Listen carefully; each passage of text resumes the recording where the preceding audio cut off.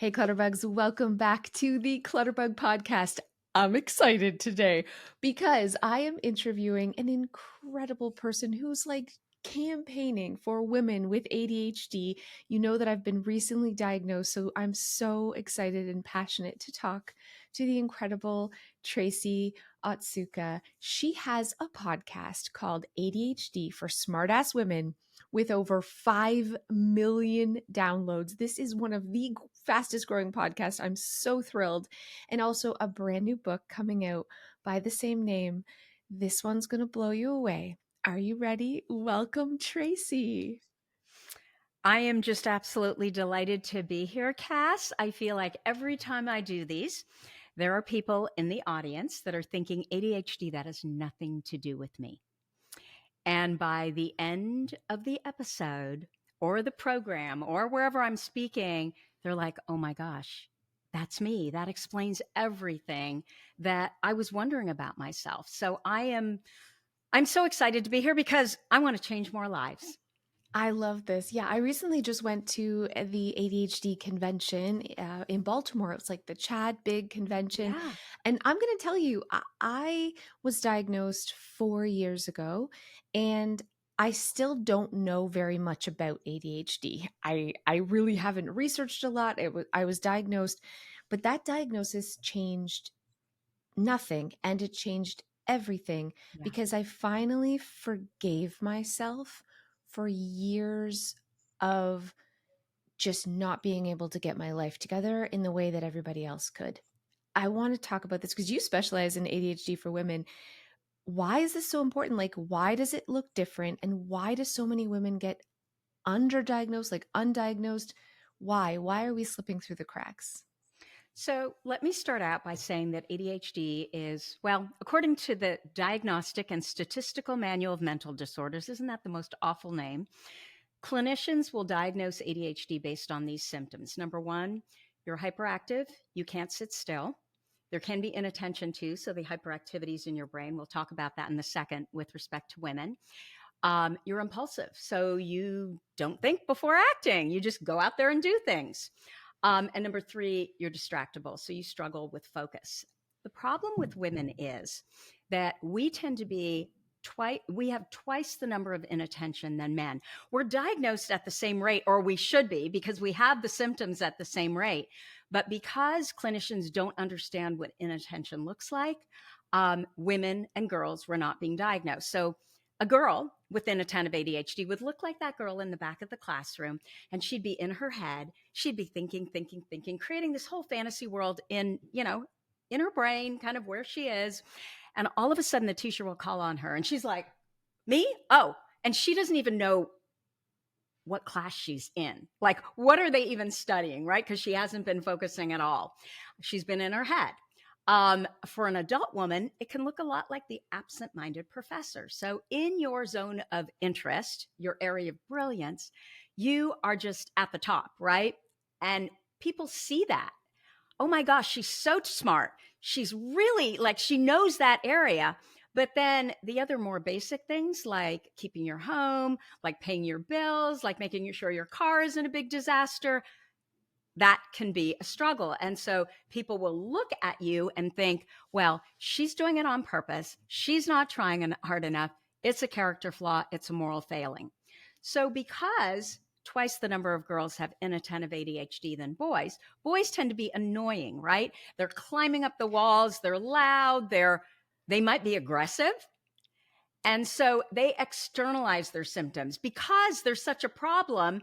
Their parents, their teachers, their coaches, they're like fed up. And so they get the attention versus a girl who's in the back of the classroom and she's daydreamy. Yeah, her grades aren't that great. People probably think her teachers probably think, oh, well, maybe she's not that smart. That's what her classmates think, which is far from the truth. But she's internalizing her symptoms, beating herself up, thinking there's something wrong with me. Why can't I do what everybody else does? Why am I forgetting my homework? Why can't I focus in class? And so because they're internalizing those symptoms, they often get misdiagnosed with anxiety and depression. It can be comorbid, But more often than not, if you treat the ADHD symptoms, the anxiety and the depression resolves. The third reason that girls typically, don't get diagnosed at the same rate as boys, 75% of women with ADHD are not diagnosed. So the third reason is that girls tend to be diagnosed later in life. Boys 7 to 9, you start seeing the symptoms come up. For girls, you typically don't see the symptoms come up until puberty. And that is because what we are finally discovering is estrogen modulates dopamine. And what is going on with the brain is our brains are not making enough dopamine. They don't really know. Is it we're not making enough dopamine or we don't process it the way that a neurotypical, brain would process it? So, that's kind of it in a nutshell. What I will tell you though, the 3 telltale signs of ADHD that nobody really talks about are, number 1, unexplained underachievement. So again, think of that absent-minded professor, right? In her area of genius or brilliance, she is a genius. But because all the other things don't really follow suit, maybe she's jumped around from career to career, people look at her and they're like, she should be more successful than she actually is. And even if you are classically successful, so the world will look at what you've accomplished and, think, oh my God, she's amazing. Inside, you have a lot of imposter complex, a lot of perfectionism, and you're thinking, I could accomplish so much more. I am not living to my potential. The second thing, telltale sign, is consistent inconsistency. So there, again, certain things that the big, hard things, you're just knocking it out of the park, but the everyday stuff, being on time, making sure that, you got your kids to school when they're supposed to be, they've got their homework, they've got all their administrative paperwork, that stuff, we can't do so much. So it doesn't matter how successful you are, you're thinking, you almost discount the success because you're so consistently inconsistent on all the other stuff. So you can't possibly be successful. And for kids, that can look like my son, who would get A's and D's in the same subject in the same week. Like it doesn't make sense. So people think they're not trying hard enough. They're doing it on purpose. There's something wrong with them. And then the third one is typical productivity tips and tricks. They just don't work for us. Like eat the frog. Oh my gosh. When I was writing my book, I tried so hard to do the writing first thing in the morning, and I couldn't do it no matter how hard I tried. And I would beat myself up about it. And a month in, I just decided, you know what? I can't start until 2:00. And again, we can't start until 2:00 because of dopamine. There's not enough dopamine going off, in our brain. So the workaround is you do the little thing first. You don't go do the big thing. You do the smallest thing you can possibly do. You check that off, and guess what? That spikes your dopamine. Dopamine is the motivation neurotransmitter. It's the feel-good neurotransmitter that makes you kind of do the things. So if you keep jacking up your dopamine doing the next hardest thing or biggest thing, and then, pretty soon by 2:00, this big, huge monolithic thing that I was struggling with, there was enough dopamine going on in my brain, firing in my brain, that I could do that thing. So I've gone on for a bit, but does that explain ADHD a little bit better?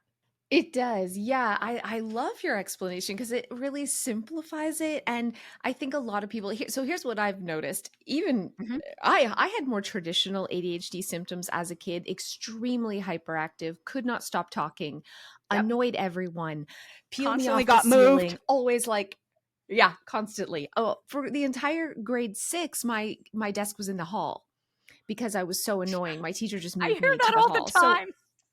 Yeah. So terrible, really. Awful. But so I had really traditional symptoms, but nobody really was talking about ADHD back then. I was just not, it wasn't a thing. And as I got older, I started, maybe even 10 years ago, I was like, I think I have ADHD. And the narrative was everyone thinks they have ADHD. Everybody has ADHD. So I felt a lot of shame even kind of going there. And then when my doctor, now this is not good, but I remember crying to him at 40. Everything in my life is going so well, like professionally, but I can barely make it anywhere on time. I don't know where my phone is. I have to set 50 million alarms just to remember what I'm doing in the day. Like I struggle to just, I feel like I have to use more tools than the average person to do average things. And he said, I think you have ADHD. I'm going to give you Ritalin. And if it gets you high, you don't have ADHD. And if it calms you, you do have ADHD. And I did feel very calm. So that was kind of like my diagnosis at 40. But when I went to see an actual, I requested to see a psychiatrist. And when I went to see an actual professional, listen to what he said to me. I don't think you have ADHD because you're successful. Totally. Absolutely. And that's why when my son was diagnosed, and that is more, I mean, I've heard women tell me they were told they can't possibly have ADHD because they graduated from college or they're not a disaster. One woman told me she came in with her daughter and she said, the doctor, it was a male, of course, the doctor said, this was a psychologist, said, you can't or maybe it was even a psychiatrist. I'm not sure. I don't remember. You can't possibly have ADHD because I've been observing you and your daughter is all clean and dressed and you don't look like a mess. They don't understand. What is this narrative? They don't understand. And what I said to this doctor was, listen, I flunked out of high school. I have a criminal record. I was homeless from 15 till 19. I'm all the classic things, except now I have tools. I work so hard. I was like, I had to have 10 alarms to go off just to remind me to show up to this appointment today. And I was still 15 minutes late.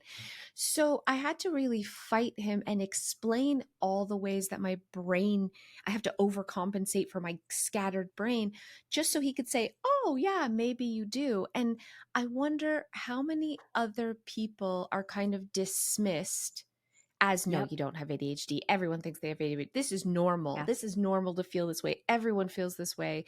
And so we're left like, oh, I guess I'm just not trying hard enough, or I guess I just don't have enough self-discipline, or I guess I'm just not as good as other people in my life, because innately something is wrong. Yes. And it is so much more. I mean, I'm the optimist, the happy, the like positive emotion, how do we make ADHD work for us? But I don't want to discount the fact that 24% of women with ADHD will attempt suicide. It's a Canadian study, came out recently. This is serious. And it's the shame. It's not only all the ADHD, and it's much more, women struggle with ADHD much more than men. And that is because not only do they have all the ADHD symptoms, but then they also have all the judgments and sexism and stereotypes from society, right? That girls are not allowed to be hyperactive and kind of aggressive and ballsy and asking for what they want and pushing themselves to the front of the line. Hyperactive, right?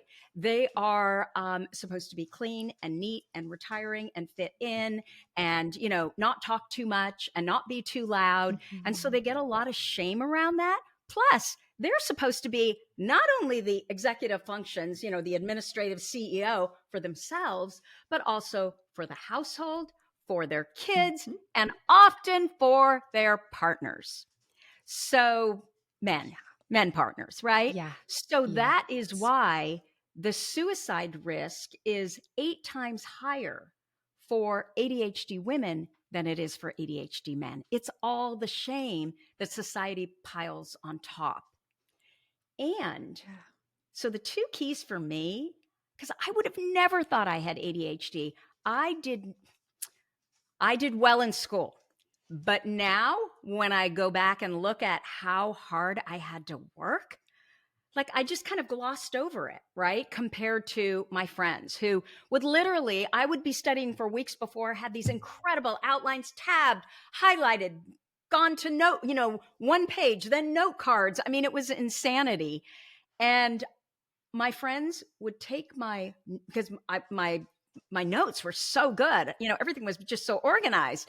They would take those, they would study the night before, and they would get I would get an A- and they would get an A, or I would get a B+ and they would get an A-. They would do better than I did after weeks, of putting all of this together. And part of it is my really, really poor working memory. But the key was for me when I found out that drivenness is a form of hyperactivity. That was game changing because I was nothing if not driven. You would have looked at my life. I'd been a lawyer. I went to law school. I went to graduate law school. I practiced law. I had a high-end women's wear company. 60% of our business was Saks Neiman Nordstrom. When the real estate market went to hell, I worked for 24 banks selling their REOs and distressed properties. I was, if nothing, a doer, and I was constantly action-oriented. And I could see that I was not like any of my friends who, had kids and everything just seemed so easy and light. And here I was driving, right? Drivenness is a form of hyperactivity. So you see a lot of very successful ADHD women and men, but, we work with women, ADHD women that when you look at them, you're like totally, oh my gosh. But inside, there's that imposter complex. There's this idea that I know I could do so much better. I know I've done these things, but I always felt like, and I've heard this from so many ADHD women, and it's almost embarrassing for us to say, we feel like we're always destined for more. Like and it's because what I always say is where ADHD women struggle is when they're trying to fit in. And that is because they're not meant to fit in. They are meant to stand out. So the beauty of the ADHD brain is it's a brain of interest. So the average neurotypical brain, it's a brain of importance. Because your parents, your teachers, your coaches, your boss, your husband, wife, whatever, partner thinks that you should do this thing, you just do it. Our brains are brains of interest. We can't do that. We have to be interested in the thing to do it, or we have to learn the strategies to make ourselves interested in the thing that maybe we want to do for our partner or we want to do for our kids, because it's hard for us to do, but we want to do it, right? Mm-hmm. So we have to learn those strategies. Otherwise, we can't do it. And it's not a character flaw. It's not a moral failing. It's neurobiology. So once we understand that we have these interest-driven brains, number one, we all have that, everybody with ADHD. And that's why, like the education system, it goes wide instead of deep. So we have to study all this. Am I allowed to swear here? Yeah, sure. Go for it. We have all these shit things that we need to study that we could give a crap about, right? But if we can get up higher in education, the people with ADHD who get to the master's and the PhD level, they are typically studying what they love, and then we are brilliant at it. So that really is the key. It's interest. And then the second one is our brains thrive in positive emotion, and we positively wilt in negative emotion. What do most ADHD kids get? Supposedly, and this is just boys, by the time they're 10, get 20,000 more negative messages than a neurotypical child, your average child without, neurodiversity would get. What do you think that does to self-esteem and confidence? And, it's really awful. And again, our school system, it's just a social construct. Like, how did we decide that this is how we're going to choose who's smart and who's not smart? Yes. Thank you. It's so like, sit still, be quiet, have a good memory. Sit still, be quiet, have a good memory, and you succeed in life. Be interested in things, want to move around, be excited about things, and you're bad. Like, what?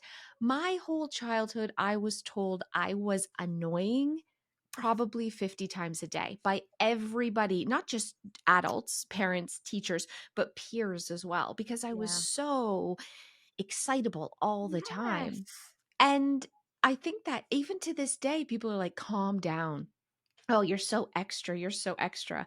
This is what I've been told constantly by everyone. And I was on your website, and you had this pink sheep, and it said, "Are you extra, or are they just basic?" I smiled so big, because that's the narrative I've been told my whole life. I'm too much.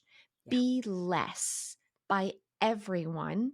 And Dim your I light. try I try to be less Mhm. so I don't irritate those around me. I like to sing show tunes at regular times and be like a little bit, and I've worked hard my whole life to kind of be less like that. Yeah. And I went to this ADHD convention and people were like dancing and everyone had brightly colored hair and it was Yeah. like la, and Right. I cried, Tracy. I cried my eyes out Oh. so many times because I was like, these people are weirder than me. Yeah, I'm normal. I'm And average. I'm the boring one in the room. I know. And and it was so emotional for me because I have spent my whole life trying to be more normal, trying to contain the weird and the obnoxious and the inappropriate things that come out of my mouth, and I drop F-bombs all the time and I'm just like I don't think, and I'm just like blah. I'm always like so much Yeah. that I can tell on people's faces, whether it's the person even at the grocery store, they're like, calm down, be quiet, sit Do you still. sometimes feel like you just kind of blow in like the north wind and everybody is like their backs up against the wall because it's just too much energy? Too much energy. And you know what? I think the narrative I have heard from people my whole life is when I first meet someone, they are very attracted to that energy. They're Yeah. like, ah, and so Yeah. when I first meet someone, they're like, oh my God, you're amazing. I want to hang out with I you. know. But then after 2 hours, they're exhausted of me. Like I'm too much for them. And my daughter, I have two daughters. One is like was diagnosed with anxiety and OCD and depression, but now that I'm learning about Mhm. ADHD, I realize that I think she has ADHD and she's just internalized the Yeah. hyperactivity and it's anxiety. But my other daughter Or she has inattentive is like ADHD, right? So she's not going to be like you were as a child. She's going to be more she's reserved and shy. she is. So I Mhm. never would have thought she had ADHD. And then I Yeah. look at my other daughter who's extra and she's all the time. I'm like, well, she definitely has ADHD, but she's doing really well because she loves excelling at school. So Yep. she's like Yep. a little psychopath about school. So she does all her homework and she does all her things and she makes all her color coded notes. She sounds a lot like you. Yeah. So she's kind of hyper focusing on school. So she's doing really well. But she came home the other day at both of them struggled with friendships for their Mm. own reasons. And she came home the other day and said, my best friend told me sometimes she just can't be around me or have sleepovers with me because I exhaust her. Oh, And I said, yep, I know exactly how you feel. There is nothing wrong with you. But I've you heard just need that some same ADHD thing. friends. You just need, Yeah. but she finds ADHD friends. She has a friend with ADHD a lot too. So Isn't that's that just so funny? it. We're Yeah. a lot, but it's Mhm. okay to be a lot. And yeah, I would love to hear your thoughts on this because looking at your website and listening to your podcast, this is the same thing a lot of women are saying that they've heard in the past, or yeah, just this negative narrative about their fundamental personality. So I'm confused. What's the question? Are we talking Sorry. about Yeah. ADHD women? Yeah, have you heard this a lot from other women too, or is this just my kind of Oh, experience? no. Like, Oh, no, no, no, no. This is it. This is totally it. okay. And I love what you said at the beginning that people meet you and they are just blown away by you because you're so interesting. And I suspect you're also very interested. The other thing we have is interpersonal communication. Wait, interpersonal intuition, interpersonal communication too, but what did I just say? Interpersonal intuition and communication. I think I know what you're saying. Like Yes. sometimes I'm around people and I just like can Oh, intuitively totally. connect with them and I'm Yes. like, yeah, But pick think up things about I why. find really fascinating about them. I'll tell you why, though. If you think about it, if you could not rely on your brain when you were young, right? You couldn't rely that your brain was actually going to do what you wanted it to do when you wanted it to do it. what you start to do is rely on your intuition to figure things out. And so it makes perfect sense that we would have this heightened interpersonal intuition. I finally got it right. Word hole. And so what were we talking about? Part of it. So you feel all, you bring all this energy. Part of it is people don't even say anything. You feel it, right? You can feel that you're overwhelming certain people. But I think that's why, again, we have to lead, not follow, because that amount of energy is what is required of a leader. So this huge platform you've built, doing what you love, what you're interested in, a neurotypical couldn't do that. I absolutely believe that most entrepreneurs are somewhere on the spectrum, because ADHD is a spectrum. You can have a little bit of symptoms that actually really serve you well. Like when I was younger, it was primarily the drivenness, the hyperactivity that really helped to push, my whole life forward. Even though some people would look at it, neurotypicals, and they'd be like, oh my gosh, she's all over the place. She did this and she did that, but it all comes together. As Steve Jobs says, you can't look ahead and see your path. You got to turn around, and then you're like, oh, well, I did this for this reason, and I learned this. It's all learning, right? And we're lifelong learners. That's what's so awful about the education system. We are the biggest learners if you let us learn what we are interested in, what we want to learn about. So in response to your question, what you are telling me is what I hear all the time. Now, I'm having problems with words. The inattentives, I think, tend to struggle much less with fitting in social dynamics, because they're more retiring, they're shyer, they sit back, they don't really, they don't have to be the center of attention. They don't pop up with, oh, this idea, or no, let's not do it this way, let's do it that way. So they're easier to get along with, right? Versus, I think it's the hyperactive impulsive types that struggle more, because we can't just fit in. It's impossible for us, right? Yeah, and that can be annoying. It can be annoying. That's the narrative I'm hearing. It can be annoying, but it's really funny because it is also something people are very attracted to. But they're like, oh, you're so fun. This is amazing. And then they're like, all these ideas. No, could you not be like that?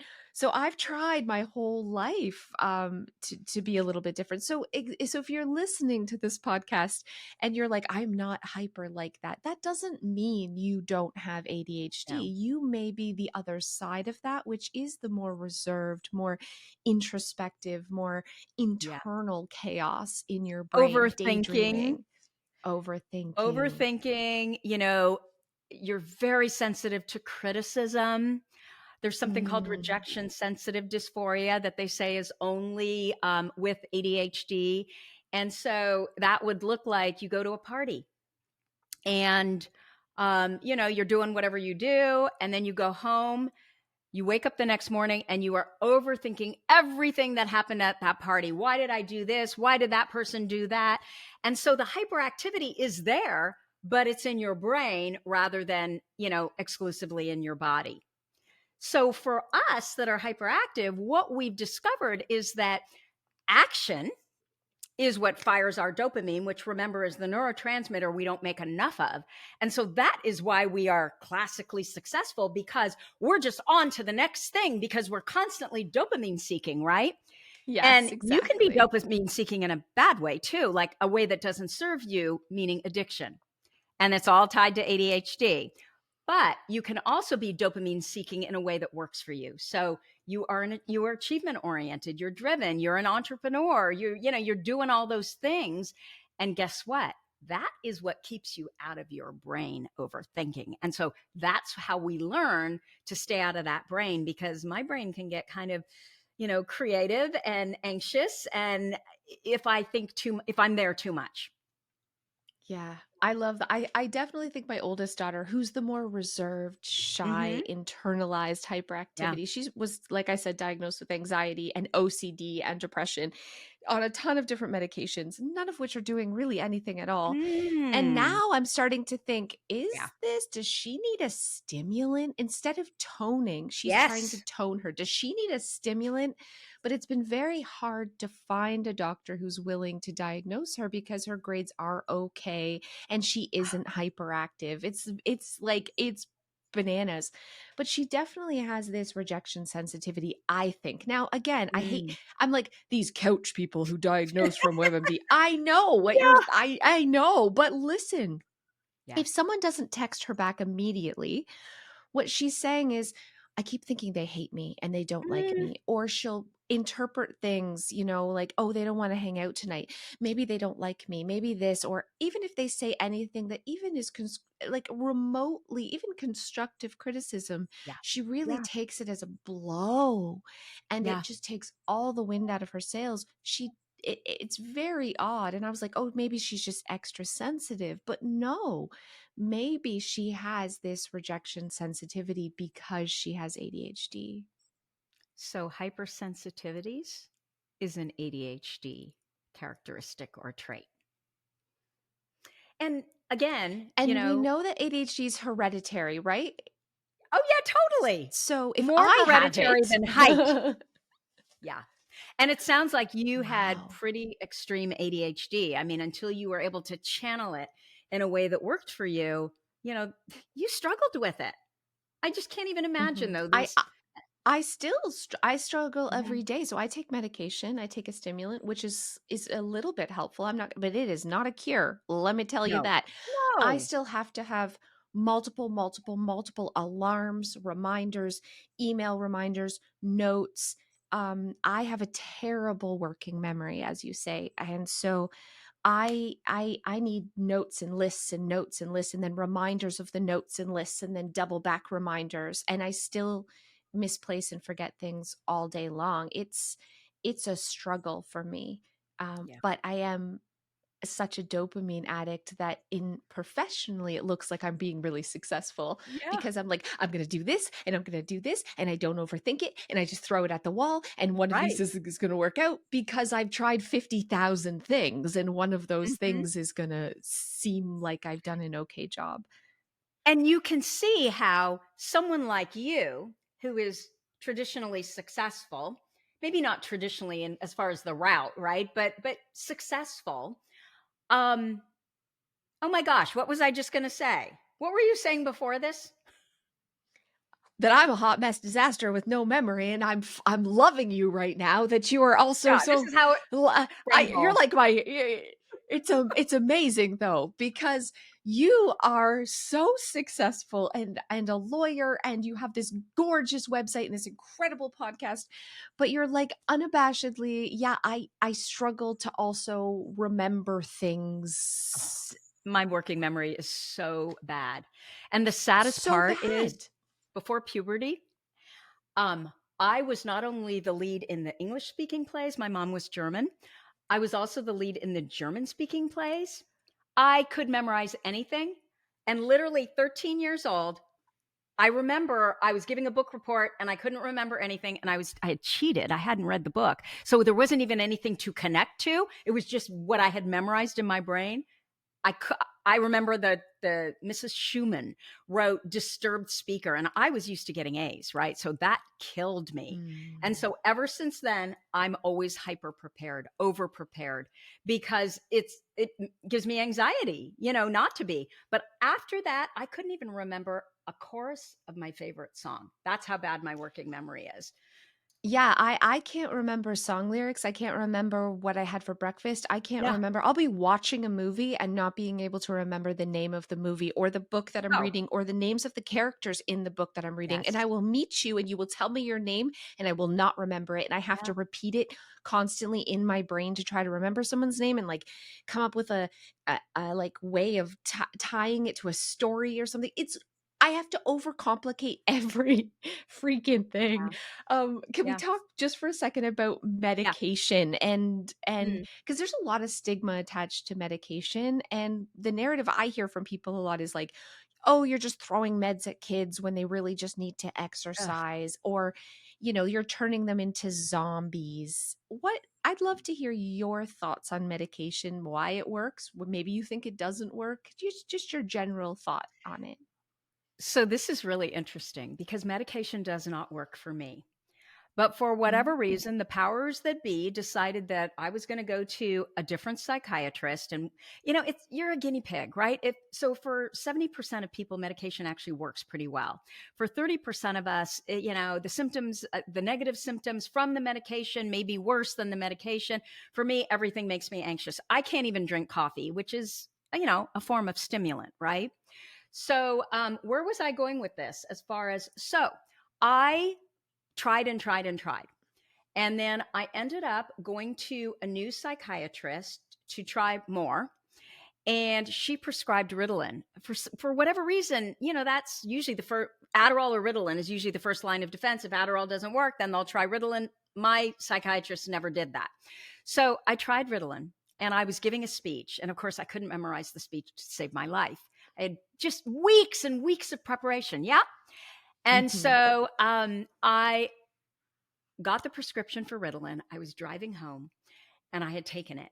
And it was literally like the sky opened up and it was like, all the fog was gone. I recited that speech word for word 5 times in the row by the time I got home. It was like an hour away. I knew it cold. Do you know it never worked again? And No. but I am so appreciative that it worked that one time because I would probably be like, oh, medication, I don't know, pharmaceutical companies, Mm. because I feel that way about a lot of things, right? Um, that we're just on all this medication instead of figuring out, okay, what is the problem? Instead of just masking it, the symptoms. So I'm really grateful for that experience because I have seen it's individual. And that's the thing. Just because it works for one person, it doesn't work for the other person. And that's how ADHD is. You've met one person with ADHD, you've met one person with ADHD. And that's exactly what makes it so hard to diagnose. So I have seen women that are crawled up in a ball, that are so depressed, so anxious, they can't even go out of the house. And they are put on medication. And literally, it's like someone switched something on and you don't even recognize that person. So, as much as obviously it would be great if you can build those new neural pathways, because we know with neuroplasticity, we can change our brain. That would be the best, Mhm. right? But I think medication, I know that this is what happened with my son. He only took it for a couple months. And all of a sudden he came to me and he said, Mom, now I know what to do. I just didn't know what to do before, but the medication taught me what to do. And for other people, medication is something they take their entire life and they swear by it. They feel great on it. It's all individual. I But the problem love is the media, that. right? It's just all this scare tactics and what's going to get people to be most up in arms. It's like that psychologist who wrote that article, I don't know, in like 2012, 10 years ago, 13, 11 years ago, who said there is no ADHD in France. And so this is an American thing. And it's like, well, yeah, but if you do the research, you discover that, okay, no ADHD. And it's getting a lot better, by the way. But then ADHD really wasn't being diagnosed in France. But you know what they had?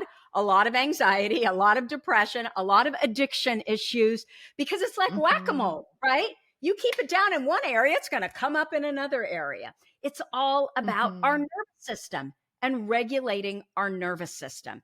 And when we learn how to do that, everything that gets better. And so I will never say I'm for medication, I'm against medication. That is your individual decision. If it works for you, what I'm about is positive emotion. So if you feel really good on medication, go for it. And I will tell you, I'm still looking. And if I could find a medication that if I had to give a speech or if I had to write another book, long form writing, I could take medication to help me, I would be the first in line.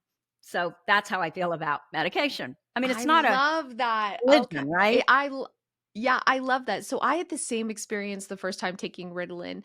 And then after that, yeah, it was great, but eventually like I didn't get that same thing, but my doctor was like you shouldn't be on Ritalin as an adult. I guess it's not great for long-term use in adults. So I switched to Concerta and then I switched to Vyvanse. And here's my experience with medication. I don't notice a difference when I take it, but I notice other people around me will say things like, you didn't take your meds today. And those are the days I didn't take it. So I don't personally notice a difference, but Mm. people around me say that I'm less distracted, that my memory's slightly better, and I'm less annoying. But that being said, I don't take it every day. Yeah. I take it only when I'm Mhm. going to be around other people that I might like if Oh, I'm going if yeah, you need to be around because different people. or if I'm It doing something That's the really problem, it's not boring. you. Oh, Yeah, that's so sweet. But I mean, also like if I'm doing something really boring, if I have to like yeah, sit in a conference or something, or if I have to right. write another book, I'm sorry, put a gun to my head. I like the idea, but I hate the process. So I'll take a pill and I'll do a little bit. It improves a little bit, but I love that you're like, well, it's not for everyone because what I found is taking it every day, I just didn't want to and I didn't remember to Yeah. take it. And I just was like, Right. meh, Yeah, I but mean, I they're don't always have talking about to. addiction, right? That, "Oh my god, we're creating a nation of addicts." It's like, well, if we were addicted, we wouldn't forget to take it, you know? Like, come Totally. on. And what my doctor explained was this type of stimulant isn't something like other brain medications where you have to take it every day to see that Yes. long term effects. It is Yeah. something that you can take here, you can take a break, you can take it It's here, like you can putting on take it there. glasses. Totally. It 100% is, which made me feel a lot better about the medication as a whole. This isn't something that you have to take and then worry you can never come off or it's going to change you in Yeah, some fundamental way. yeah. It's literally like putting on glasses. Someday you might want to, someday you might not, someday you might forget. There's no wrong way to do it. So I love that. Okay. For my So listeners, what would can I just, yes. one final comment about medication, especially if you have kids. What I see often is parents forcing their kids to take stimulant medication, ADHD medication, frankly, any kind of medication. And the kid is fighting it. They hate it. They don't want to be on it. Listen to your kid, right? Because Mhm. if it's not, I mean, I just think about for a whole year, I was on all these different medications and I got so far afield from I didn't even remember what it felt like to feel good because I was, we're driven. We can be, right? If we're hyperactive, impulsive. I was driven. I was going to figure this out. Damn it. If, Yeah. right?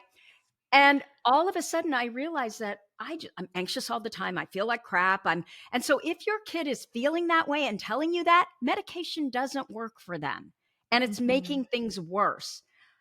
What I wanted to ask you is, do you work out first thing in the morning? I don't work out at all. I hate working out. Oh, I should. fast. Everyone says I Okay, know. wait. But you need to understand why you need to work out. To having people tell you, oh, you need to work, it's like, shut up.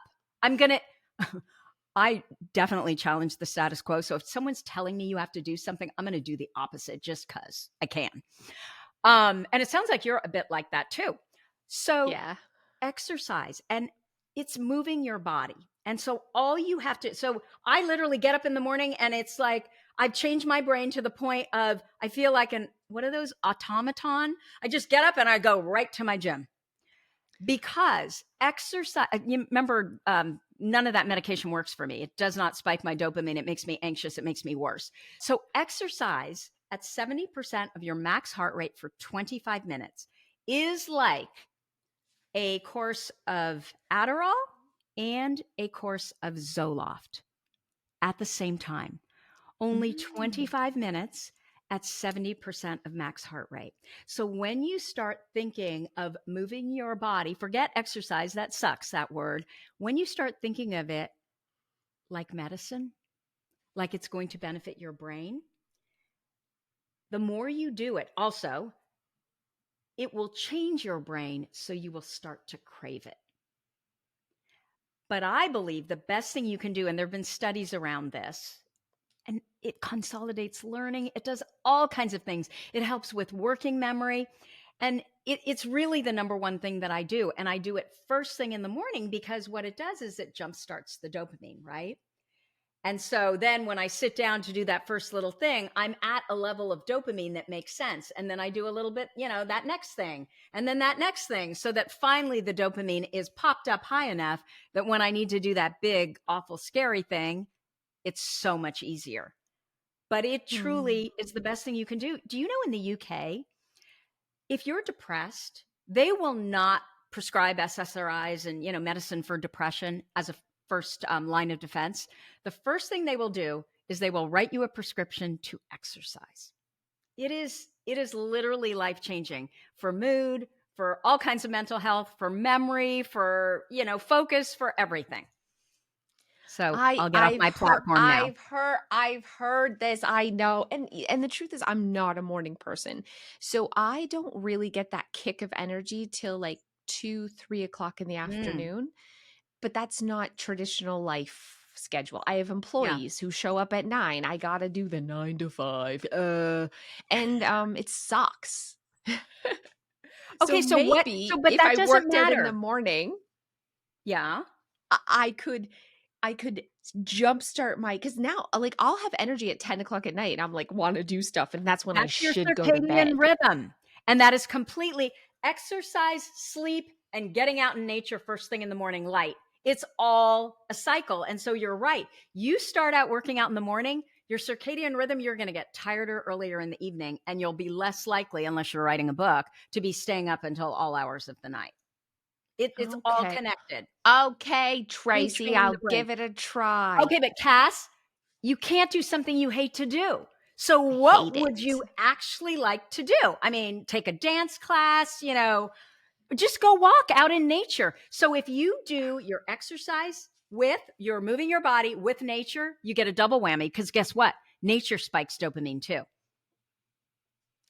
Yeah, I'm going to look for something. I know it's got to be fun. I don't like people. I don't like leaving the house. I don't like cold. I don't like hot. I don't like sweating, and I don't like moving.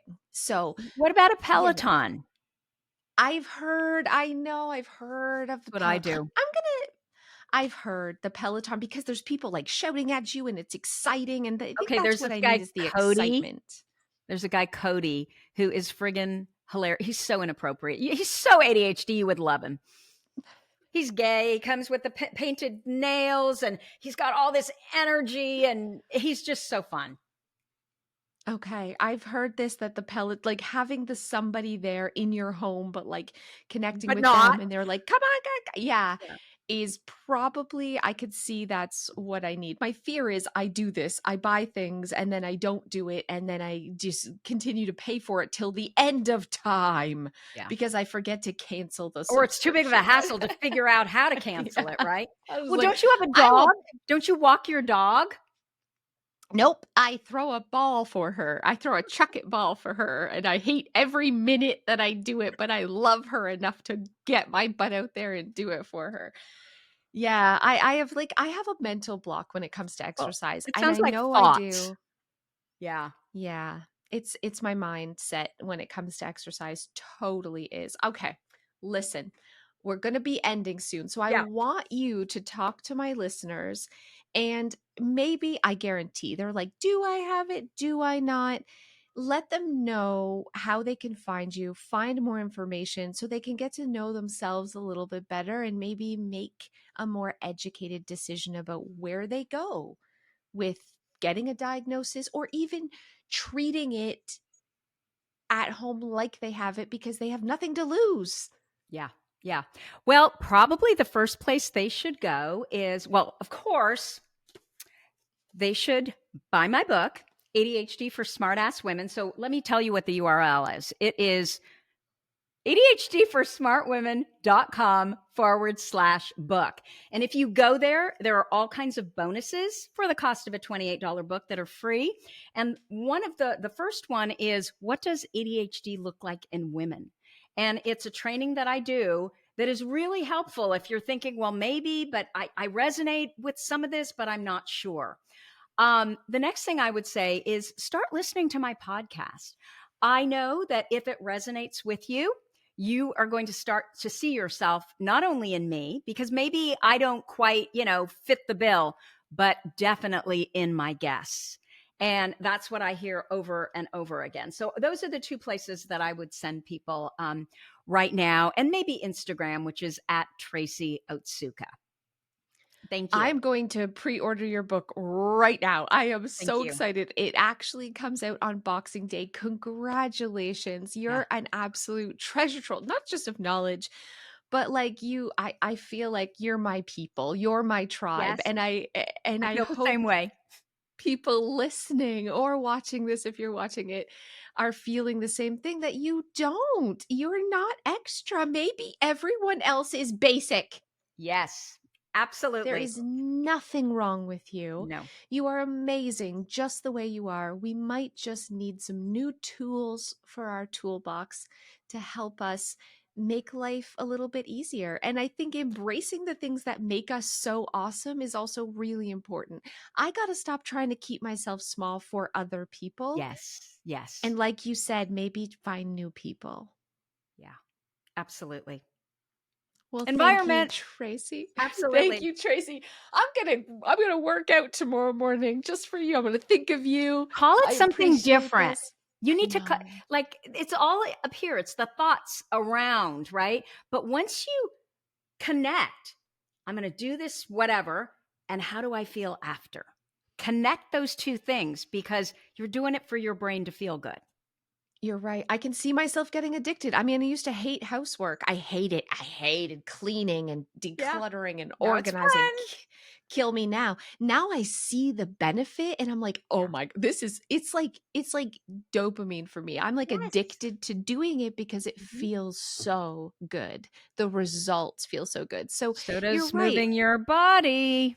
Okay, you Saying. may have just cracked me. After 43 years, this might be what I need to do. So I just I have an appreciate it. episode on exercise. Listen to that, because there's I'm the gonna science behind it too. I'm gonna listen to that. And I just Sorry. love spending time with you. Honestly, thank you. You're so inspirational and motivating and knowledgeable. This has been awesome. Thank you. And thank you, everyone listening. We'll see Yeah. you guys next time. Thank you. Bye bye.